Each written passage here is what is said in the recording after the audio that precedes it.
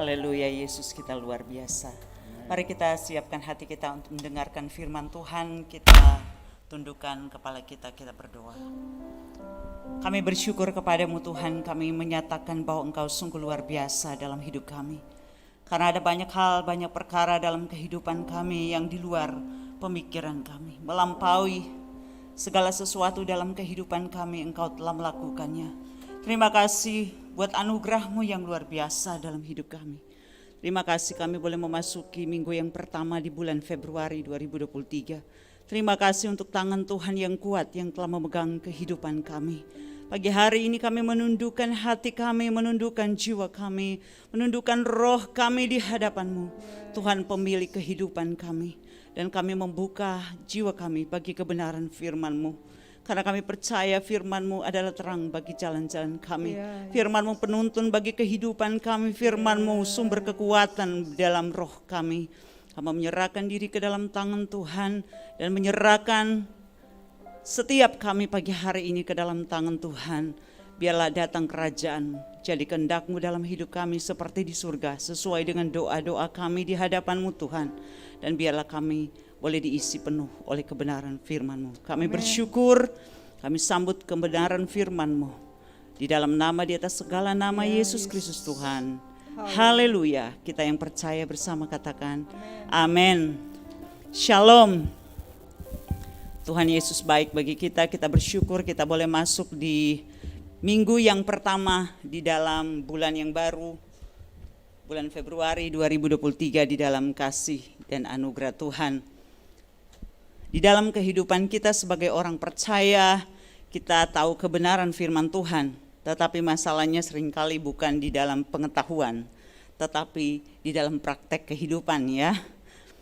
Pada tanggal 1 Januari saya berbicara tentang berjalan bersama dengan Tuhan. Seperti Musa berkata, kalau Tuhan tidak berjalan di depanku, aku tidak mau berjalan.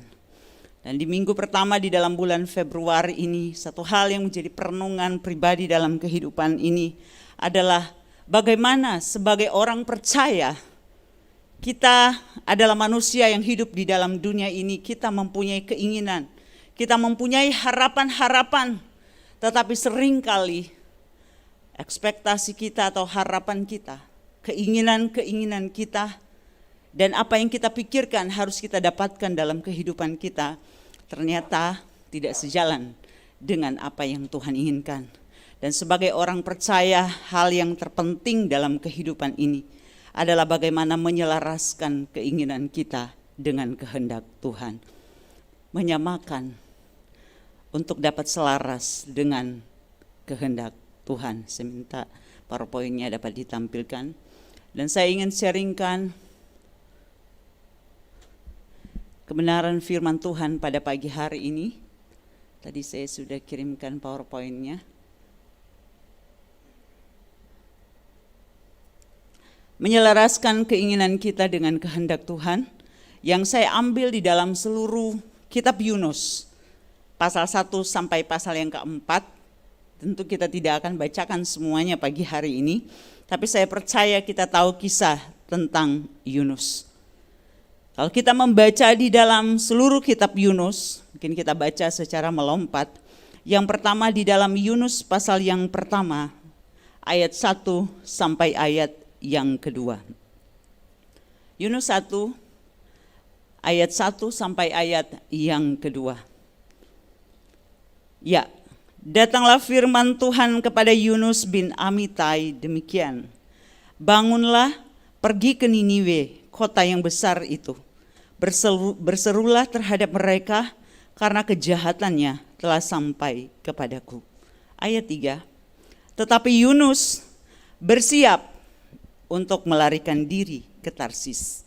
Jauh dari hadapan Tuhan, ia pergi ke Yafo dan mendapat di sana sebuah kapal yang akan berangkat ke Tarsis. Ia membayar biaya perjalanannya, lalu naik kapal itu untuk berlayar bersama-sama dengan mereka ke Tarsis, jauh dari hadapan Tuhan. Siapa Yunus? Kita tahu dia adalah seorang nabi.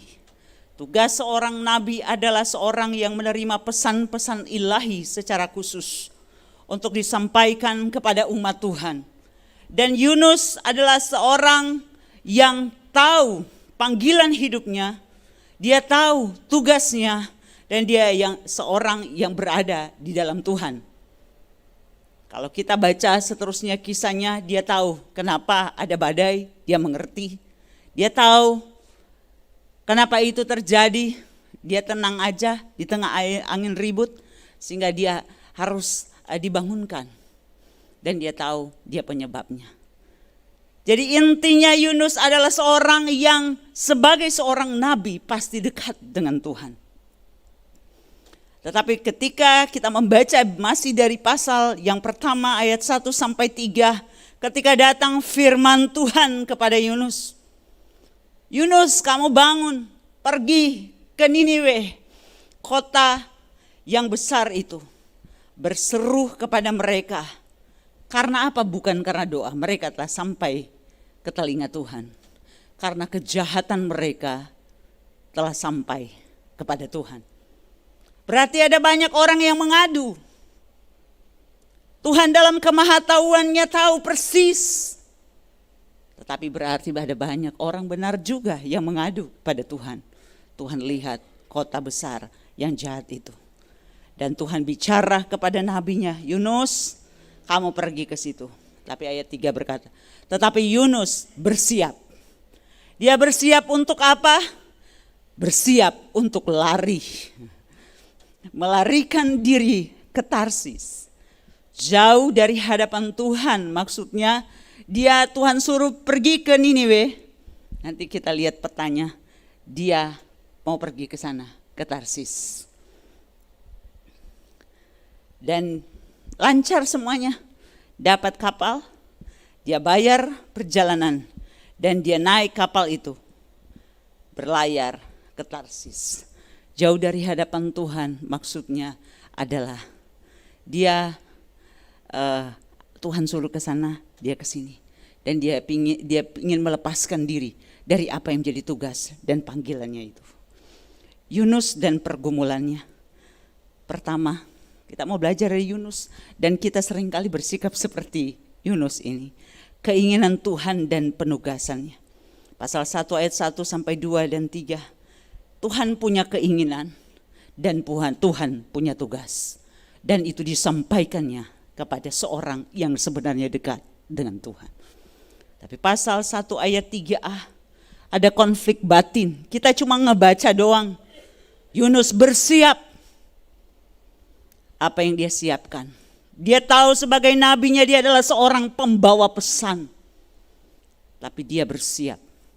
Ada sebuah konflik di dalam batinnya terjadi. Dan dia memutuskan untuk lari. Dari apa yang menjadi keinginan Tuhan. Ada pilihan. Dan dia memilih untuk lari tadi. Pasal 1 ayat 4. Kisah ini mencatat, tetapi Tuhan menurunkan angin ribut ke laut. Lalu terjadilah badai besar sehingga kapal itu hampir-hampir terpukul, hancur. Tuhan peringatkan dia. Dan Yunus tahu benar. Sebenarnya Yunus tahu apa kehendak Tuhan. Apa keinginan Tuhan. Tetapi konflik batin di dalam dirinya adalah apa yang menjadi keinginannya. Dan dia memilih, enggak, untuk kali ini Tuhan. Aku punya pilihanku sendiri. Tapi Tuhan kirimkan badai. Angin ribut. Untuk memperingatkan dia. Pasal 1 ayat 9 sampai 12. Pergumulannya. Ada kesadaran akan kehendak Tuhan di dalam hatinya. Awak kapal menjadi takut. Masing-masing berteriak kepada Allahnya. Allah kecil. Jadi mereka memanggil sesembahan mereka masing-masing. Mereka membuang ke dalam laut segala muatan kapal itu untuk meringankannya. Tapi Yunus telah turun ke dalam ruang kapal yang paling bawah dan berbaring di situ. Lalu tertidur dengan nyenyak. Kata kita dalam pengalaman kita. Kalau hubungan kita dengan Tuhan dekat. Kalau kita mencoba untuk lari dari keinginan Tuhan. Kita kehilangan damai. Tapi Yunus tidur nyenyak.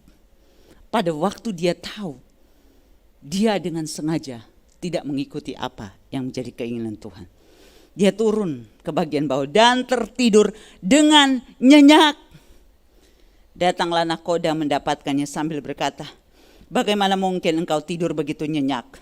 Bangunlah, berserulah kepada Allahmu, barangkali Allah itu akan mengindahkan kita sehingga kita tidak binasa. Lalu berkatalah mereka satu sama lain, marilah kita buang undi supaya kita mengetahui karena siapa kita ditimpa oleh malapetaka ini. Mereka membuang undi dan Yunuslah yang kena undi.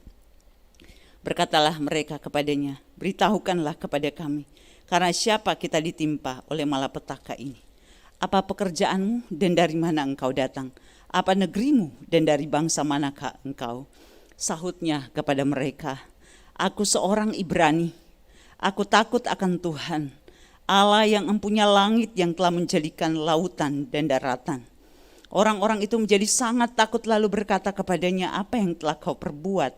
Sebab orang-orang itu mengetahui bahwa ia melarikan diri jauh dari hadapan Tuhan. Hal itu telah diberitahukannya kepada mereka. Bertanyalah mereka, akan kami apakan engkau? Supaya laut menjadi reda dan tidak menyerang kami lagi, sebab laut semakin bergelora. Ayat 12. Sahutnya kepada mereka, angkatlah aku, campakkanlah aku ke dalam laut. Maka laut akan menjadi reda dan tidak menyerang kamu lagi. Sebab aku tahu bahwa karena akulah badai besar ini menyerang kamu.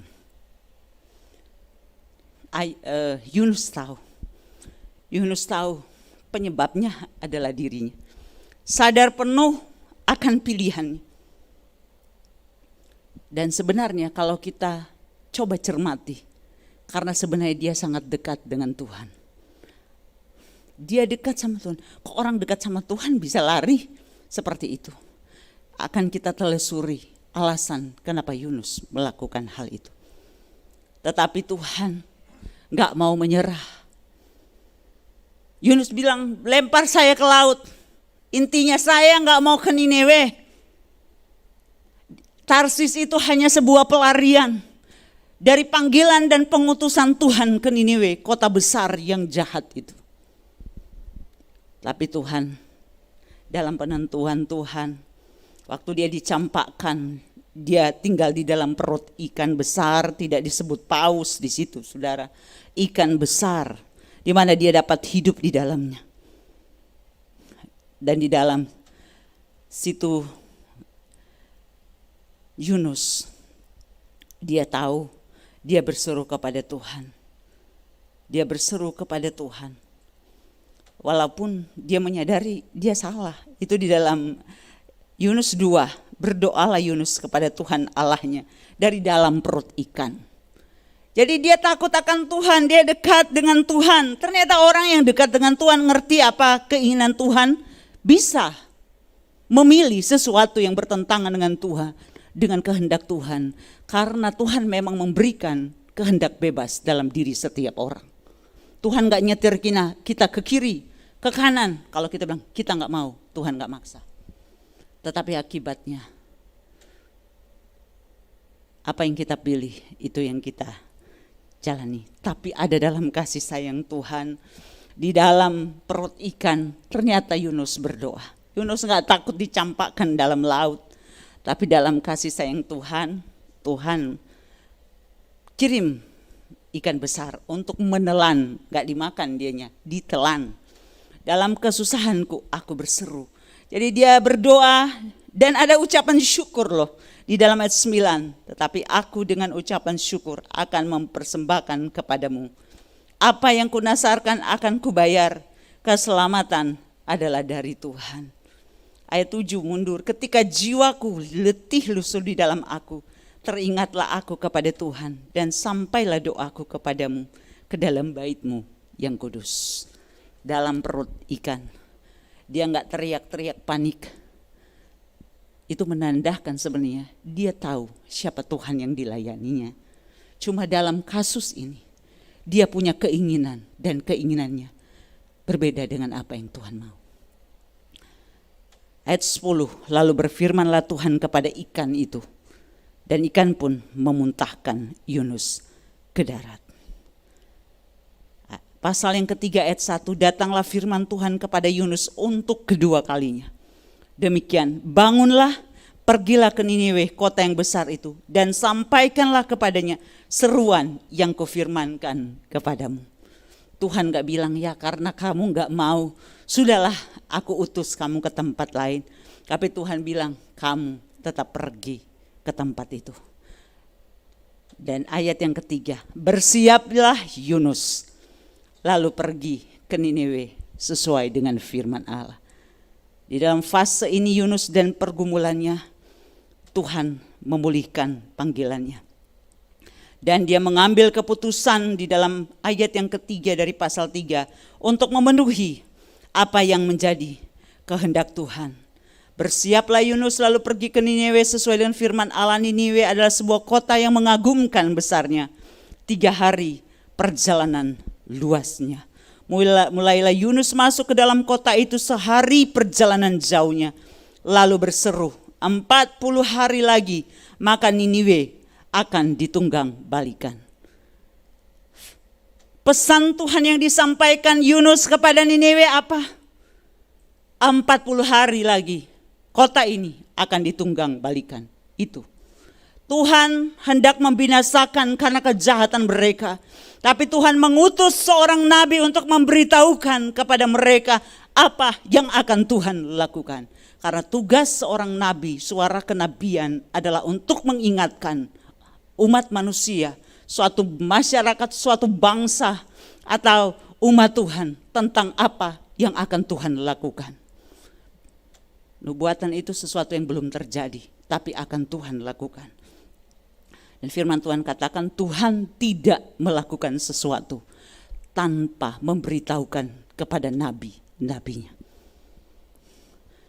Dan Yunus pergi, dia penuhi panggilan Tuhan.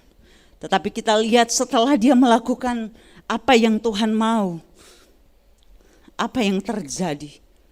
Yang terjadi itu bukan pasal 1 ayat 1 sampai 4, tapi pasal 4 ayat 1 sampai 4. Pada waktu mereka di dalam ayat 10, ketika Allah melihat perbuatan mereka karena mereka bertobat, yakni bagaimana mereka berbalik dari tingkah lakunya yang jahat, maka menyesallah Allah karena malapetaka yang telah dirancangkannya terhadap mereka dan ia pun tidak jadi melakukannya. Katakan pada waktu Yunus memberitahukan kepada kota itu, kepada masyarakat Niniwe bahwa 40 hari lagi kota itu akan ditunggang balikan. Apa yang terjadi dalam ayat 5? Orang Niniwe percaya kepada Allah. Pasal 3 ayat 5. Lalu mereka mengumumkan puasa dan mereka baik orang dewasa maupun anak-anak mengenakan kain kabung. Setelah sampai kabar itu kepada raja kota Niniwe, turunlah ia dari singgasananya. Ditanggalkannya lah jubahnya, diselubungkannya kain kabung, lalu duduklah ia di abu. Lalu atas perintah raja dan para pembesarnya, orang memaklumkan dan mengatakan di Niniwe demikian.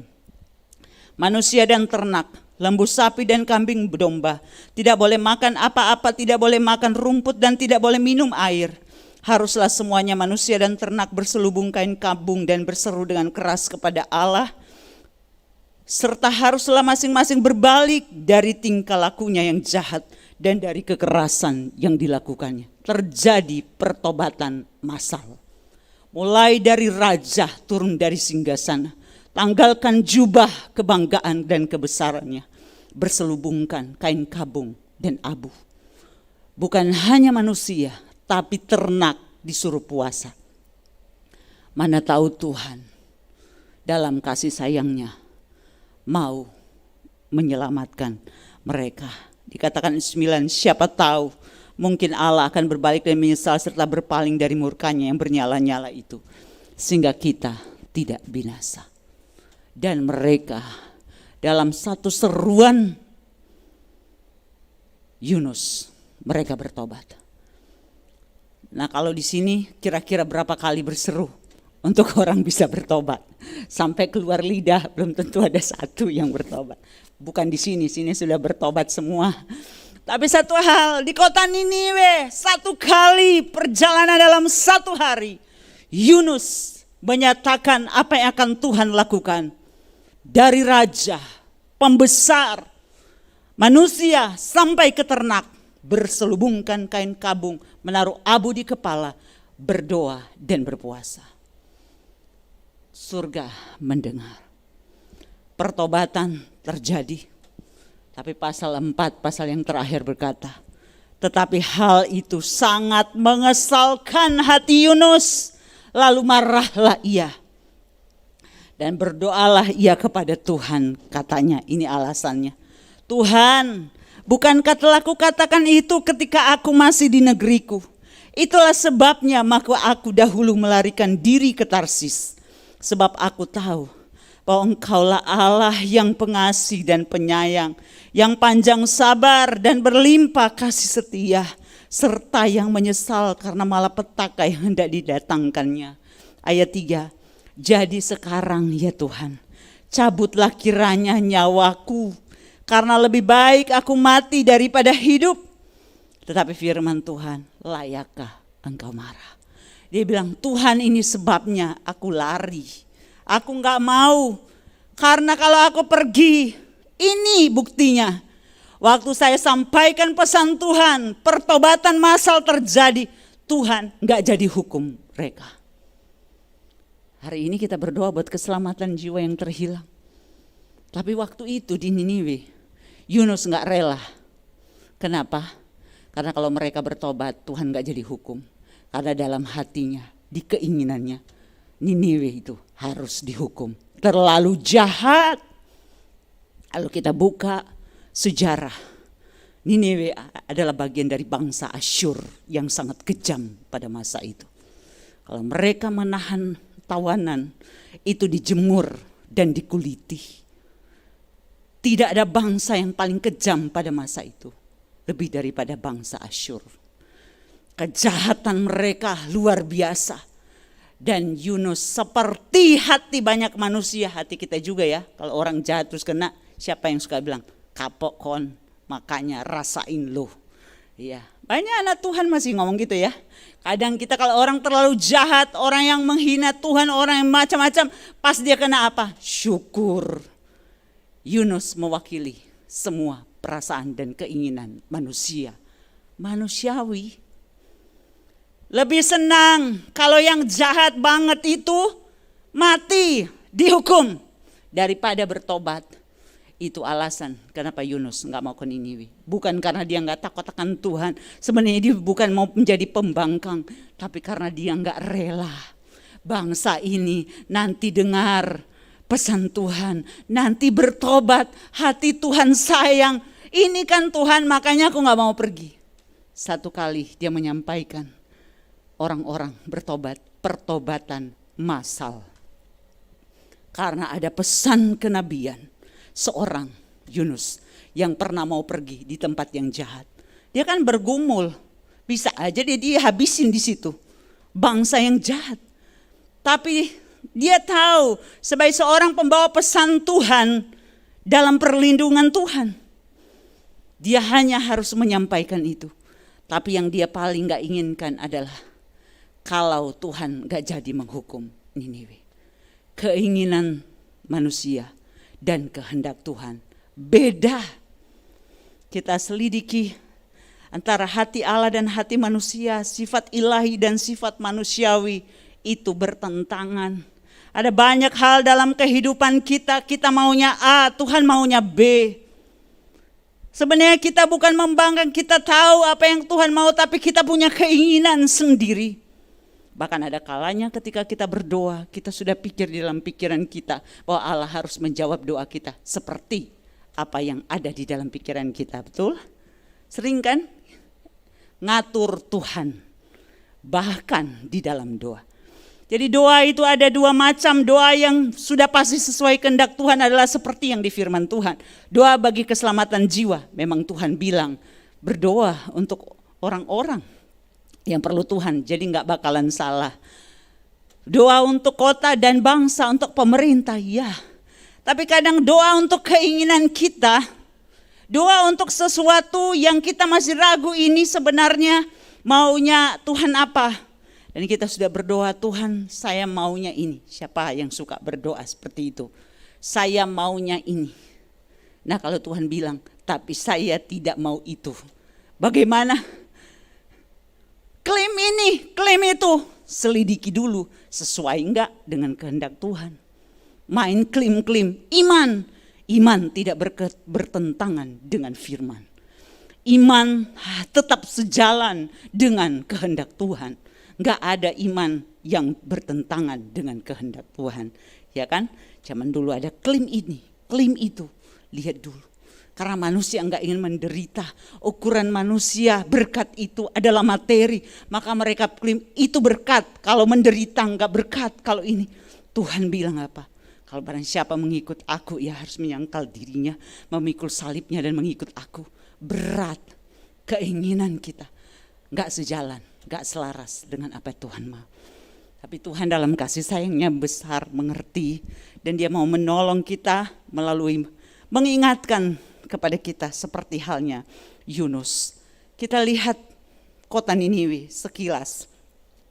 Kota Niniwe kota yang didirikan oleh Nimrod. Kejadian 10 ayat 11. Dan kota Niniwe merupakan ibu kota Asyur. Yang saya bilang bangsa Asyur, bangsa yang jahat. Yang tertua dan tempat tinggal Raja Sanherib. Niniwe adalah kota yang terletak di tepi sungai Tigris. Di timur tengah. Dan dia disebut sebagai kota yang kaya dan tempat perdagangan. Dicatat oleh Nahum.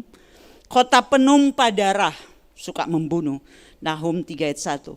Kota penentang Tuhan dan perancang kejahatan. Nabi Nahum menyatakan itu dalam Nahum 1 ayat 9 dan 11. Kota penyembah berhala. Kota yang penuh dusta dan perampasan. Kota yang bertindak kejam dalam perang. Kota yang disebut kota persundalan dan sihir. Kota yang penuh kejahatan. Itu Niniwe. Dan kehancuran Niniwe telah dinubuatkan, bahkan dinantikan oleh Nabi Sefanya dan Nahum dalam kitabnya ditulis. Menanti-nantikan saat mana Tuhan membinasakan kota yang jahat itu. Saking jahatnya. Namun kita lihat Tuhan memberikan kesempatan Niniwe bertobat melalui pesan Tuhan melalui Yunus. Dan sekarang hari ini Niniwe tinggal puing-puing yang disebut Kuyunjik atau Nabi Yunus di sungai Tigris, daerah sebelah Mosul, Irak. Ada bekasnya kota itu, hancur. Tetapi kita melihat ternyata kasih sayang Tuhan yang besar. Sebelum Tuhan membinasakan, Tuhan mengingatkan dan Tuhan selalu memberikan kesempatan kedua untuk sebuah pertobatan dengan cara apa? Mengirimkan seseorang untuk dipakai. Dan paling tidak di sana bersama dengan Tuhan di surga, Yunus mengerti walaupun Niniwe saat ini telah hancur akibat penghukuman juga, tetapi paling tidak ada satu generasi saat Yunus datang, mereka menerima pesan Tuhan dan mereka bertobat. Tuhan punya maksud melampaui pikiran dan hati manusia. Tuhan itu Tuhan yang luar biasa. Tarsis, kota yang dimana Yunus pergi, adalah kota kuno. Referensi dari Kejadian 10 ayat 4 yang terletak pada Laut Tengah dan dipersamakan dengan kota Tartessos di Spanyol yang merupakan kota kuno yang sangat kaya karena perdagangan di bidang logam. Dan Tarsis terkenal dengan kapal-kapalnya. Dan Yafo atau Yope sekarang itu Haifa. Ibu pernah mampir situ ya, kota pelabuhan dan indah sekali itu. Dekat Tel Aviv adalah wilayah pelabuhan. Biasa kalau ziarah ke Holy Land pasti akan dibawa mampir ke Haifa. Indah di situ, banyak kapal-kapal kita lihat dari dekat dan di situ Yunus waktu itu dan dia pergi bukan ke kanan, dia ke kiri. Di dalam tadi peta kuning itu ditunjukkan perbedaan. Disuruh ke Niniwe, dia pergi ke Tarsis. Karena itu dikatakan jauh dari hadapan Tuhan. Yang kita pelajari adalah bagaimana bahkan seorang yang seperti Yunus menunjukkan dan mewakili kita bahwa manusia ini punya keinginan yang sering sejalan dengan tidak sejalan dengan kehendak Tuhan. Dan bagaimana kita mau berjalan dengan Tuhan kalau dalam bahasa sehari-harinya bertengkar terus. Kita mau ke kiri, Tuhan bilang ke kanan. Tuhan bilang sabar, kita bilang saya terlalu sabar Tuhan. Ya kan, banyak orang bilang saya terlalu sabar karena dia sebenarnya nggak mau sabar. Jadi dia mengatakan dirinya terlalu sabar. Dengan keadaan itu, saya terlalu sabar dengan istri saya, dengan suami saya, dengan anak saya. Tuhan bilang, apa iya itu. Nanti dikasih ujian, tes kesabaran. Tapi dalam hal ini kita belajar satu hal, bagaimana kita menyelaraskan keinginan kita ini dengan kehendak Tuhan. Itu yang paling utama. Karena dalam perjalanan pengiringan dengan Tuhan, kita mendengar firman, kita tahu firman Tuhan. Tapi yang paling berat adalah bagaimana menyelaraskan apa yang kita ingin dengan apa yang Tuhan ingin. Sehingga kita bisa berjalan bersama-sama Tuhan. Jadi pribadi yang ikut pada tuntunan Tuhan, dan pasti ujung dari apa yang Tuhan mau, itu jalan Tuhan, itu firman, jalan yang sempurna. Tidak pernah membawa kita kepada sesuatu yang jahat, sesuatu yang menghancurkan, tapi sesuatu yang bukan hanya memberkati hidup kita, tetapi akan dipakai hidup kita ini menjadi alat berkat yang luar biasa. 3 hal kita melihat dengan cepat. Yang pertama, bagaimana menyelaraskan keinginan kita dengan kehendak Tuhan. Belajar dari kitab Yunus adalah mengubah mindset atau pola pikir kita. Yunus 4 menyatakan bahwa, dan saya mengambil intisarinya aja. Kita bisa baca berulang-ulang kitab ini, cuma 4 pasal. Secara berulang-ulang untuk memetik kebenaran rohani di dalamnya. Kita yang harus mengikuti kemauan Tuhan, bukan Tuhan yang harus mengikuti keinginan kita. Yunus enggak rela kalau Niniwe bertobat. Yang sudah dinantikan kehancurannya karena kejahatannya. Kalau dibawa pesan Tuhan, dia bertobat, enggak jadi Tuhan hukum. Dan Tuhan memang melakukannya itu. Dan Yunus dikatakan dia kesal. Dia bilang, mendingan aku mati Tuhan. Terus di dalam ayat 5, Yunus keluar meninggalkan kota itu dan tinggal di sebelah timur. Ia mendirikan di situ sebuah pondok dan ia duduk di bawah naungannya menantikan apa yang akan terjadi atas kota itu. Dia sudah sampaikan firman, dia masih sebenarnya nunggu kehancuran kota itu sebenarnya sejujurnya. Ayat 6, lalu atas penentuan Tuhan Allah tumbuhlah sebatang pohon jarak melampaui kepala Yunus untuk menaunginya, agar ia terhibur daripada kekesalan hatinya. Yunus sangat bersuka cita karena pohon jarak itu. Nabi ngambek sama Tuhan, Tuhan masih ngerti. Tuhan tumbuhkan pohon jarak untuk nutupi kepalanya. Kalau kayak anak kecil lagi dibujuk sama Tuhan, jangan kesal ya nak. Dia merasa terhibur.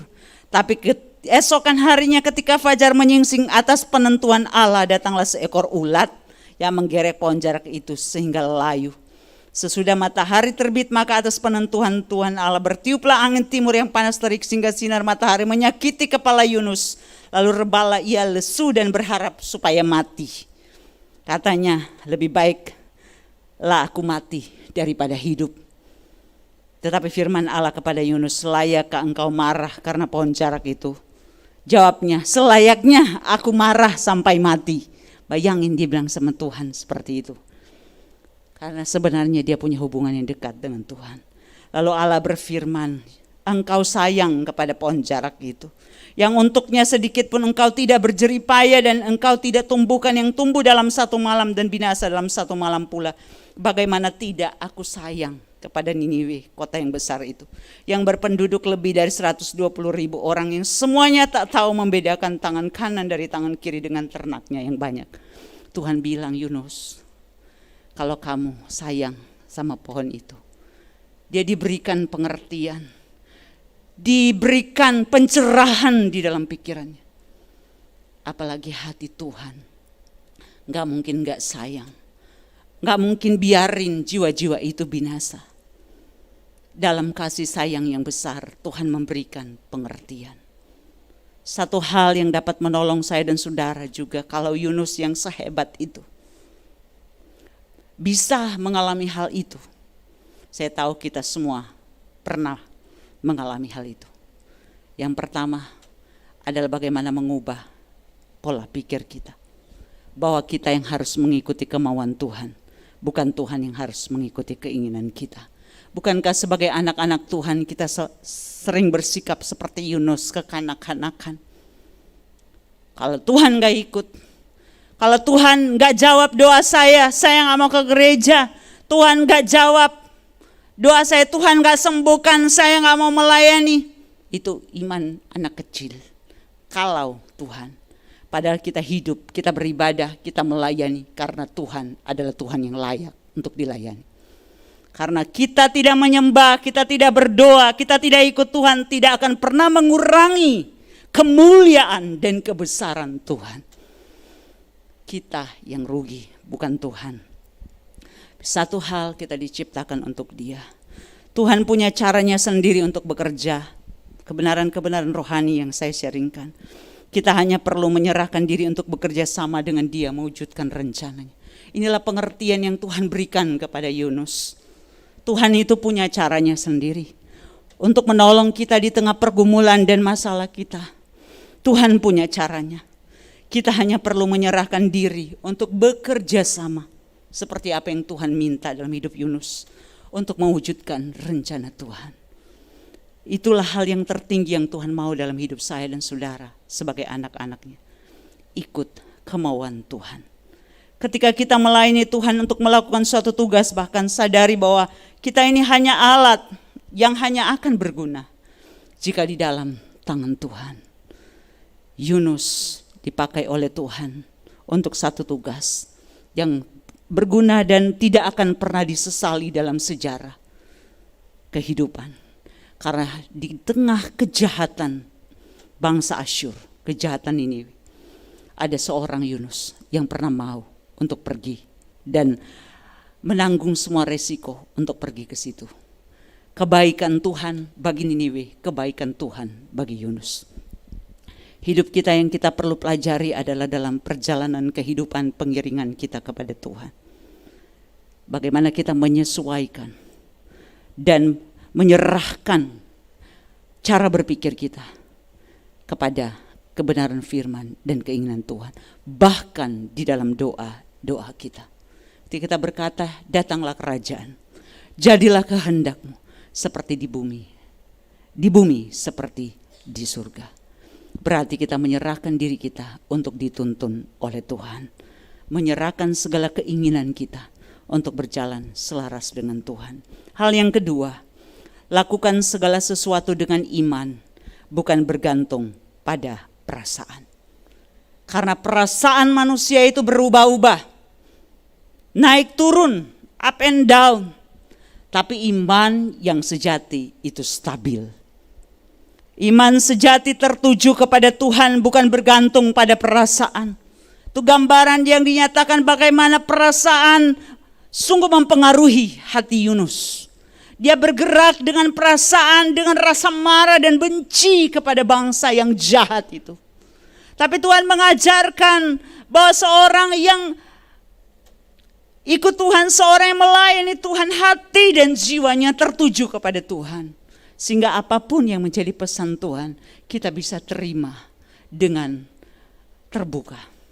Karena kalau kita sudah punya cara berpikir sendiri, kita sudah punya perasaan yang kita pegang sendiri, maka sulit iman itu bekerja dengan luar biasa. Ada orang minta berdoa, tapi kemudian dia katakan, suamiku mah udah keras hatinya. Jadi dia udah punya pikiran, stigmanya sudah dia berikan. Padahal ketika kita berdoa, kita seharusnya membalikan keadaan dengan perkataan yang benar. Dulu kita diajar, orang tua zaman sekarang sudah banyak ikut seminar, sudah lebih banyak mengerti. Zaman dulu orang tua sering memberi stigma kepada anaknya. Dasar kamu anak keras kepala, dasar kamu memang nakal, dasar. Ternyata ketika dia tumbuh, apa yang dikatakan itu melekat dalam pikirannya. Aku anak nakal, aku keras kepala. Tetapi sekarang sudah banyak ikut seminar orang tua, sudah mengerti. Kadang sudah kesel, sudah marah. Tapi katakan anak baik ya. Kamu dengar-dengarannya nak ya. Anak pinter ya. Padahal dalam hati kadang sudah gondok. Kenapa? Karena kita belajar. Bukan bergantung perasaan, bukan bergantung emosi yang berubah-ubah. Tetapi iman kita kepada Tuhan, kepada perbuatannya, kepada apa yang akan Dia lakukan. Mengarahkan pandangan kita dan perkataan kita juga kepada hal-hal yang sesuai dengan firman. Hati Allah lebih penting dari perasaan kita. Masa perasaan kita gak penting? Kalau kita mementingkan hati Tuhan, saya percaya Tuhan juga pentingkan hati kita kok. Tuhan tahu bagaimana perasaan kita. Kalau kita selalu belajar untuk mengerti, Tuhan mau. Tuhan, saya sebenarnya terluka, tapi saya tahu saya harus ikut apa yang Tuhan mau untuk tunduk mengikuti rencana. Tuhan tahu, dan Tuhan senantiasa setia untuk menolong, menghibur, menguatkan, menjawab doa-doa kita. Karena kasih Allah tanpa batas, tapi kasih manusia sangat terbatas. Jadi kita yang menyesuaikan dengan apa yang ada di hati Allah. Lakukan segala sesuatu dengan iman. Hari ini kita punya perasaan kita masing-masing dengan situasi kita. Tetapi lihat segala sesuatu dengan iman yang tertuju kepada Tuhan. Melampaui keadaan, melampaui situasi, melampaui kondisi-kondisi kita, melampaui perasaan-perasaan kita. Amin. Karena saya belajar juga di dalam doa dibentuk. Satu, saya pernah diajar seorang hamba Tuhan, dia katakan, jangan engkau menangis karena sayang diri. Karena seringkali kita berdoa tipis bedanya. Antara menangis karena emosi perasaan yang sebenarnya sayang diri. Tangisilah jiwa-jiwa yang terhilang. Itu air mata yang pantas. Yang kedua, menangislah kepada Tuhan. Karena kerinduan yang dalam akan Dia. Bukan karena masalahmu, karena itu hanya sekedar emosi. Walaupun kita perlu lampiaskan kepada Tuhan. Tetapi satu hal kita belajar, iman melampaui emosi kita.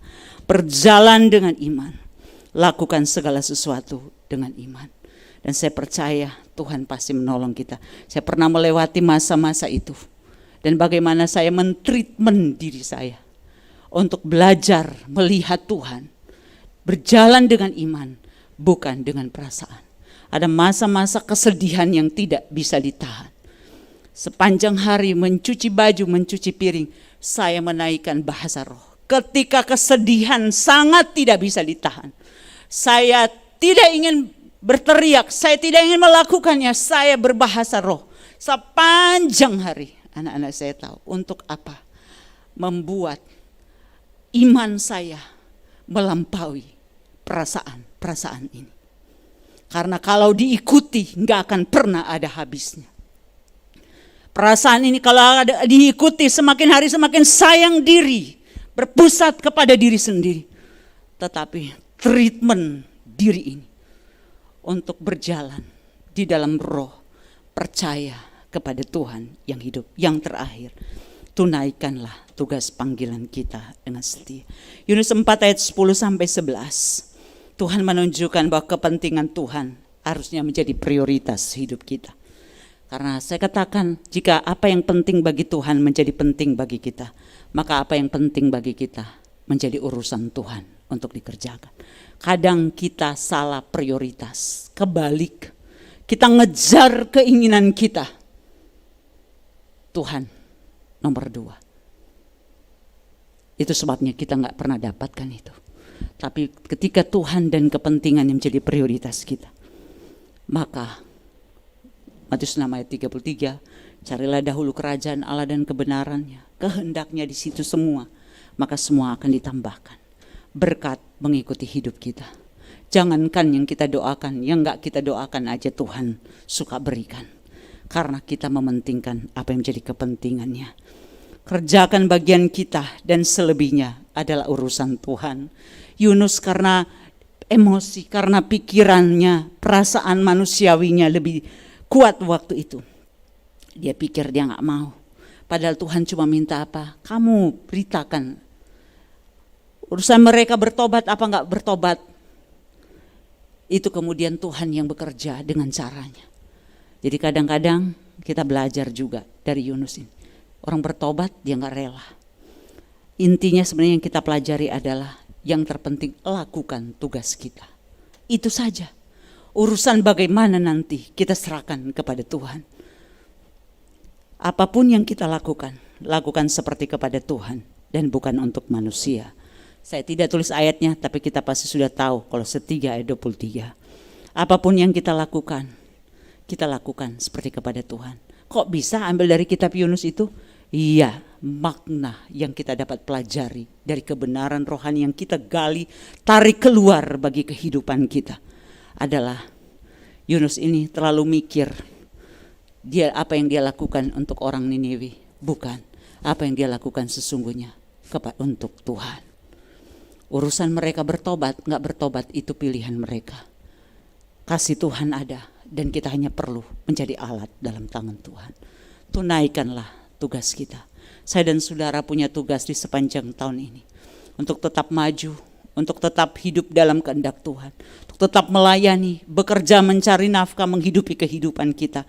Tetapi ingat, kepentingan Tuhan adalah prioritas hidup kita.